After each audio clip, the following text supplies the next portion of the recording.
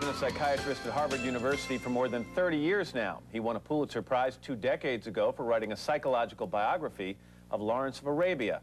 But these days, his writings have placed him on the academic fringe. Passport to the Cosmos is Dr. Mack's newest book. Quite simply, it's about people who claim they've been abducted by aliens. Dr. Mack, good morning. Nice to have you here. Good morning, Matt. Nice By the way, I should mention, not the first book you've written about this subject. You wrote Abductions back in 1994. Why the need to go further on this subject? The first book was mapping the territory, establishing clinically that these were people that were sincere, that as far as I could tell, they weren't suffering from any mental illness, and it was something that I thought we ought to take seriously. But what I have tried to do in this book is to show what this means, what the implications of it are, what happens to the people who have had these experiences, also to see that it happens in other cultures, in other societies. Quite, I guess, important right off the bat is to ask you, do you believe these people?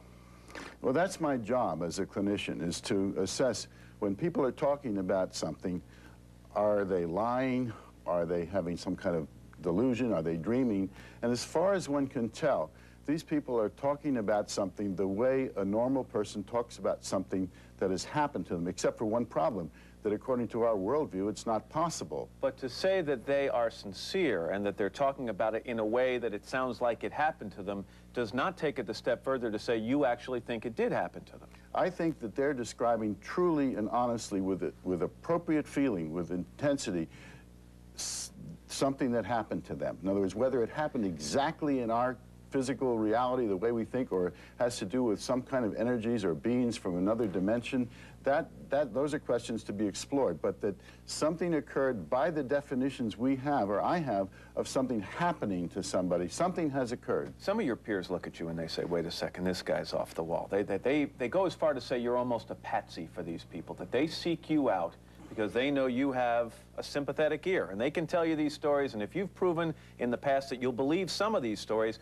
well, why wouldn't you believe their stories? Well, actually, in the last 5 years since Abduction, many scientists of considerable repute have begun to see that the universe contains these possibilities, that there are other dimensions, that it is possible for beings, entities to cross over seemingly from another dimension and to reach us. It's not as far out as it seemed years ago. What's the most striking common factor in all the stories you hear? You've interviewed more than 200 people about these experiences. What's the one thing that almost all of them say to you that makes you a believer? That they're telling something they believe in? That something extraordinarily powerful has happened to their bodies physically, that they vibrate differently, that there's an intensity, a powerful emotional element, and that they perceive some sort of beings that are there that move their bodies. Now, whether they literally being taken physically into space or not, that we don't know. Some of them go further, Doctor. Some of them talk about having some sort of sexual contact with these other beings, almost a reproductive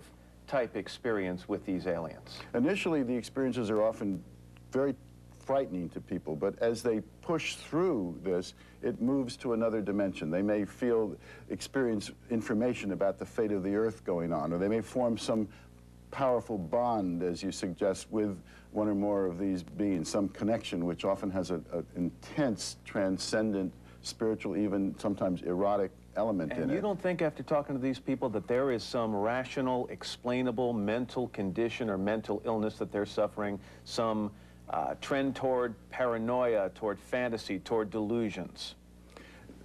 That's right. There is not any evidence for that. In fact, we've done a study at our program, PEER, the Program for Extraordinary Experience Research, where we compared 40 experiencers with 40 matched controls, and there was nothing in the experiencers that suggested mental illness, that they were disturbed in some way, or that there was something that could explain this phenomenon. It's an authentic mystery. We don't know. But one woman did admit to Time magazine that she faked it with you, that she basically used method acting and fooled you.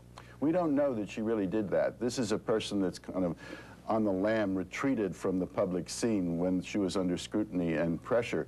And it's not at all clear that she really did do that. We don't know that she faked these experiences. She claims that, but if she's already lied once, she could have lied again. Whether I choose to believe or not, why would it benefit me to read their stories in this book? The purpose of doing this work is to open us more to the idea that the universe may be vastly more interesting, containing entities, energies, beings that we did not know it existed. And when we open that consciousness, the reason I call this passport to the cosmos is that then we open to a larger reality. We're not simply sort of earthbound in our consciousness as if we were the top intelligence in the cosmos. We've come more modestly to realize we're in connection with energies, beings, whatever it may be, that is beyond ourselves. And that would be a very healthy development for this species, to get us to stop dismissing what we can't explain. Exactly. Dr. John Mack, the book is called Passport to the Cosmos. Good to have you here.